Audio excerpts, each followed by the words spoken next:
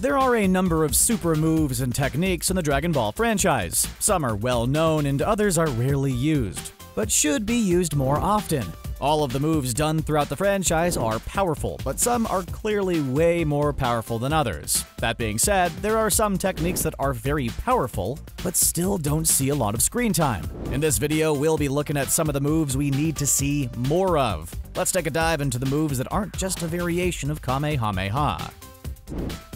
Goku's healing ability. You read that right, Goku has the ability to heal. Healing is a technique we've seen a few notable characters do in the franchise. Dende is the first one that comes to my mind, but other notable healers were Kibito and other Supreme Kai. But our favorite Saiyan is able to heal minor injuries, and we've seen him do it twice. During the movie Cooler's Revenge, Cooler knocks down a bird.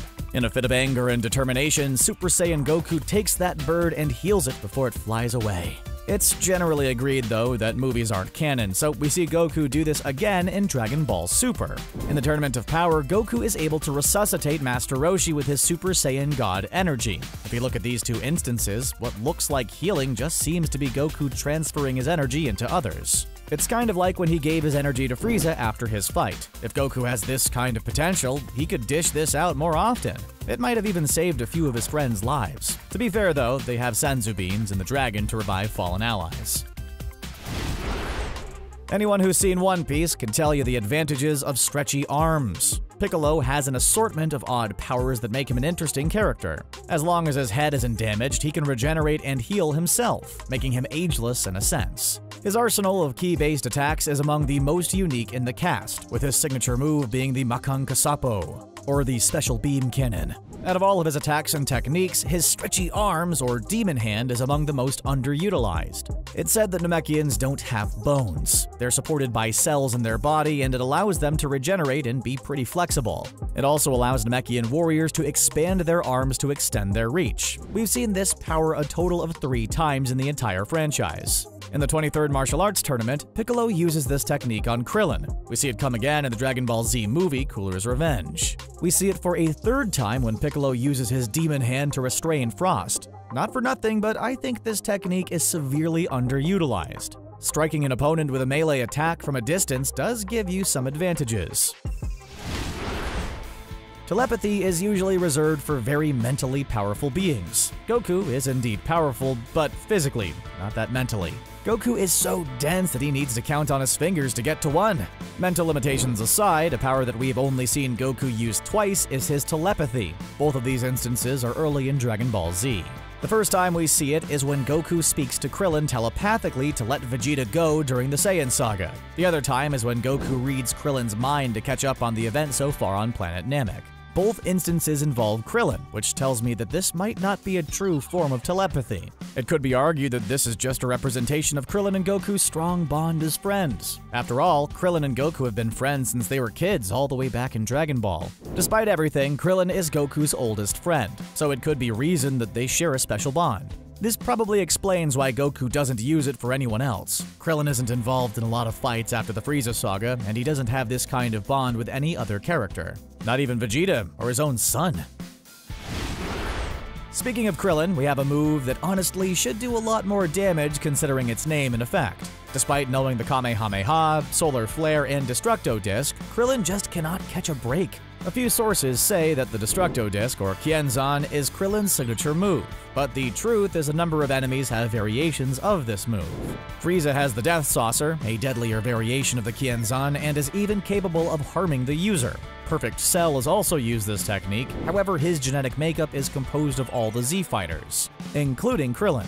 Unlike a normal Ki Blast, the Destructo disc is able to injure an opponent that is much stronger than the wielder. We saw this when Krillin used it to slice Frieza's tail. It was even effective against Vegeta during the Saiyan Saga. In fact, the only opponent the disc didn't work on was Cell. Perhaps that has to do with Krillin being so far beneath Cell that even a move like that couldn't touch him. If that's true, it says more about Krillin than it does about Cell in terms of power level. It means that Krillin wasn't so far behind Vegeta and Frieza, huh? With a world dominated by large muscles and strong energy blasts, the idea of using mental powers seems a bit extra. In a franchise like Dragon Ball? Yeah, it's silly, I know, but really think about that for a moment. Even in the early days of Dragon Ball, the idea of using psychic powers or telekinesis was seen as a novelty. Chaozu has telekinetic powers, and he's shown to be pretty powerful in Dragon Ball, but that doesn't really come up again in Dragon Ball Z. In fact, when we make the jump to Z, the only people who seem to use telekinesis are villains. Goldo uses telekinesis to paralyze Krillin and Gohan.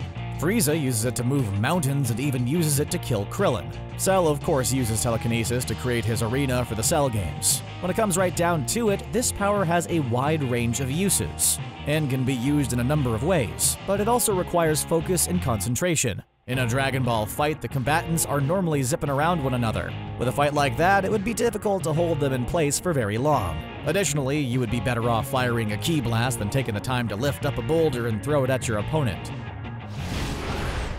This next entry is more common, especially in Dragon Ball Super, but this power is used by one kind of being almost exclusively. Hakai is the power of the gods of destruction.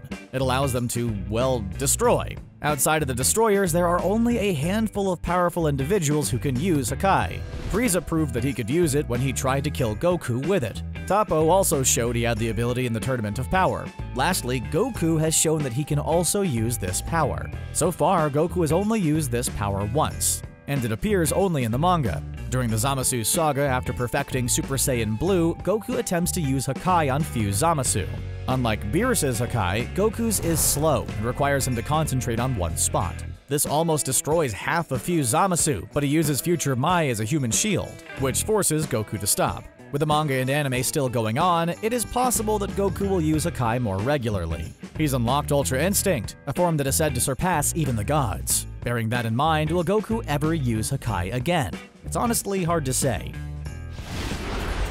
Despite detecting power levels and other extra senses, a fighter still relies on their eyes in order to fight. Back during Dragon Ball, a solar flare was a powerful technique developed by Tien. It would blind a person who looked in the direction of the user. Of course, there were a few ways of getting around this. If the user had their eyes closed before the flash of light, they could avoid being blinded. During Dragon Ball Z, this technique was used by heroes and villains alike. Because Cell was made up of all the Z fighters' DNA and techniques, he was able to use the solar flare, and did so frequently when he was outmatched by the Z fighters. The solar flare has been used in Super as well by Krillin, Future Trunks, and Goku. However, there is a version of the solar flare that is much more powerful. Like 100 times more powerful. Well, then let's look at Krillin's own Solar Flare times 100. Yes, this special version of the Solar Flare is so powerful that even if you have your eyes closed, you'll still be blinded. Additionally, it stops the user from detecting ki for a short time. The only time Krillin's used this technique was when he was training Gohan for the Tournament of Power. I know, we said we'd look at moves that weren't the Kamehameha, but you know what's better than one Kamehameha? Two Kamehamehas. This is a move that needs no introduction. It's the move we all know and love, the move we've all tried ourselves at one point growing up. Many people know how to use this technique, ever since it was taught to Goku and Krillin by Master Roshi. Yamcha, Gohan, and Goten all know how to use the Kamehameha. You'd think from the form it requires two hands. Well, that's not exactly true. Gohan managed to defeat Cell with a one-handed Kamehameha, and that one lasted like 5 whole episodes. Before Gohan, however, there was the fabled double Kamehameha. During his fight with Frieza, Goku unleashed a double scoop blast with both hands to try and get the drop on Frieza. After that, we see Goku go for a triple in the movie Cooler's Revenge. Goku unleashes a whopping triple blast on all 3 of Cooler's goons. Dragon Ball Super has given us a lot of old moves with new versions and new ways to use them. I think we're due for the return of a double Kamehameha. Have you noticed that Piccolo has an affinity for grenade-type attacks? Of all the moves in his arsenal, he has 2 named after grenades, the Hell Zone Grenade and the Light Grenade. Both of these moves came about during his fight with Android 17. It shows Piccolo's knack for thinking outside the box and creating new moves on the fly. However, they often aren't as effective as he wants them to be. When he used the Hell Zone Grenade, Android 17 used his barrier to deflect them. When he uses the Light Grenade, it was out of desperation. It was literally the only thing he could think of when he faced Imperfect Cell. The move proved to be very powerful, but sadly, it wasn't powerful enough. Perhaps that's why he doesn't use it as often as the Special Beam Cannon. However, we did see a return of the Light Grenade during his fight with Moro, a villain from the Prison Planet arc in Dragon Ball Super. When he uses it on Moro, Piccolo developed a self-destruct version of the move. It was poised to take the Space Wizard down, but sadly, Piccolo was taken out before he could use it. The last technique is one straight out of Naruto. I don't care if Dragon Ball Z came out first, Naruto is known for shadow clones. The Multiform Technique was developed by the Triclipses, or three-eyed people. So, Tien, basically. The technique takes the user's energy and splits it in half to create two. Then that energy is split to create two more.